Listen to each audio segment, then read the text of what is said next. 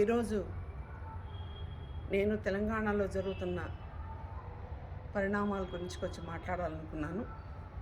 నేను షకీలారెడ్డి, తెలంగాణ రాష్ట్ర తెలుగుదేశం పార్టీ మహిళా అధ్యక్షురాలిని. ఈరోజు బీఆర్ఎస్ పార్టీ వాళ్ళు గాఢ నిద్రలో ఉండి ఇప్పుడే మేల్కొన్నట్టు బయటకు వచ్చారు. ఎందుకంటే ఫామ్ హౌస్కి పరిమితమైన కేసీఆర్ గారు ఈరోజు బయటకు వచ్చి ఒక సర్వసభ్య సమావేశం జరిపి వాళ్ళ సమస్యలు, వాళ్ళ పార్టీ జెండాను ఏదో దాని గురించి మాట్లాడాల్సింది పోయి చంద్రబాబు నాయుడు తెలంగాణలో ఆయన పార్టీని బలోపేతం చేయడం గురించి మాట్లాడారు. నేను ఒక్క విషయం కేసీఆర్ గారిని అడగదలుచుకున్నాను. కేసీఆర్ గారు, మీరు గతం మర్చిపోవద్దండి. ఎందుకంటే మీరు తెలుగుదేశం పార్టీలో ఓనామాలు నేర్చుకొని ఎన్టీ రామారావు దగ్గర మీరు పదవులు అనుభవించి, అలాగే ఎన్నో రకాలుగా చంద్రబాబు నాయుడు గారి దగ్గర కూడా మీరు లబ్ధి పొంది మీరు తెలంగాణ రాష్ట్రంలో, అప్పుడు ఉమ్మడి రాష్ట్రంలో మీరు పాలిటిక్స్ చేయడం జరిగింది. ఇప్పుడు మీరు చంద్రబాబు నాయుడు గారి గురించి ఎంతవరకు మాట్లాడడం సమంజసం? మీకు చంద్రబాబు నాయుడు గారు వస్తే మీకు వచ్చిన భయం ఏంటి? అంటే మీరు వేరే రాష్ట్రాల్లో పోయి పార్టీ పెట్టచ్చు. ఉమ్మడి రాష్ట్రంలో ఆయన ముఖ్యమంత్రిగా ఉన్న రాష్ట్రాన్ని, మా తెలుగుదేశం పార్టీ పుట్టింది ఇక్కడే, మా పార్టీ ఆఫీస్ ఇక్కడే, ఎన్టీఆర్ ఘాట్ ఇక్కడే ఉన్నప్పుడు చంద్రబాబు నాయుడు గారికి వస్తే తప్పేంటి? మీరు ఒక్కసారి ఆలోచించాలి, సమాధానం చెప్పాలి. రెండవది, ఆ రోజు మీరు ఆంధ్ర వాళ్ళు ఎవరు వచ్చినా కూడా వాళ్ళ కాళ్ళకు ముళ్ళు గుచ్చితే నేను నోటితో పంటితో తీస్తానని చెప్పింది మర్చిపోయారా? ఈరోజు ఎందుకు అంత ఉలిక్కి పడుతున్నారు?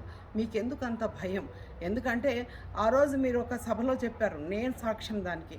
ఎందుకంటే చంద్రబాబు నాయుడు గారు రావడం బట్టి ఈరోజు రాష్ట్రంలో ఎంతో బడ్జెట్ పెరిగిందని చెప్పేసి, యాక్చువల్గా ఫైనాన్షియల్ రిసోర్సెస్ పెరిగినాయని చెప్పేసి, లేకపోతే గొర్రెతో ఒక బెత్తడేలాగా ఉండేదని చెప్పి మీరు చెప్పారు. అది మర్చిపోయారా? కాబట్టి ఈరోజు మీరు మాత్రం ఇలాంటి మాటలు మాట్లాడొద్దని చెప్పి ఖచ్చితంగా మా కూటమి, మహాకూటమి వాళ్ళందరూ ఖచ్చితంగా వస్తారు. తెలంగాణలో బలోపేతం చేస్తాము. మళ్ళీ వచ్చే ఎన్నికల్లో మేము పార్టిసిపేట్ చేస్తాము. అలాగే మీరు ఏమన్నా ఉంటే ఒకసారి మీరు ఆ మాటలు మాట్లాడకుండా ఆలోచించాల్సిందిగా కోరుకుంటున్నాను. జగదీష్ రెడ్డి గారు, నేను ఒకటే అంటున్నాను, మీరు ఆంధ్ర రాష్ట్రం యొక్క చరిత్ర చదవండి. ఆంధ్ర రాష్ట్రంలో చంద్రబాబు నాయుడు గారు, ఎన్టీ రామారావు గారి పాత్ర ఏంటో చదవండి. ఎంత వాళ్ళు డెవలప్ చేశారు చెప్పండి. వాళ్ళు హైటెక్ సిటీ హైదరాబాద్, సికింద్రాబాదే కాకుండా సైబరాబాద్ నగరం సృష్టించింది ఎవరో ఒకసారి ఆలోచించండి. మీకు చేతగాక సుభిక్షమైన రాష్ట్రాన్ని అప్పుల పాలు చేసేసి ఈరోజు మాట్లాడడం మీరు ఎంతవరకు సమంజసం? ఇంకొకసారి ఇలాంటి మాట్లాడితే ఖచ్చితంగా మీ పార్టీ ఆఫీస్ని మేము ముట్టడి చేస్తాం. మేము ఖచ్చితంగా మీకు అందరికి తగిన సమాధానం చెప్తాం. మీకు అంత భయం ఉన్నప్పుడు తెలుగుదేశం పార్టీలో ఉన్న నాయకులందరినీ మీ లబ్ధి కోసం తీసుకున్నప్పుడు అప్పుడు మీ కాన్షియస్ పర్మిట్ చేయలేదా?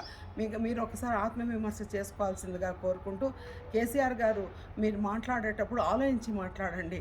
అనాలోచితంగా మాట్లాడితే చంద్రబాబు నాయుడు గారు అరెస్ట్ అప్పుడు మీరు చేసిన పనికి ఈరోజు ఎంతమంది మీకు తాట తీశారో, ఎంతమంది మీకు వాతలు పెట్టారో, ఎంతమంది మీ పార్టీని అధోగతి పాతాళం తొక్కేసారి ఆలోచించి చంద్రబాబు నాయుడు గారి గురించి మాట్లాడాల్సింది.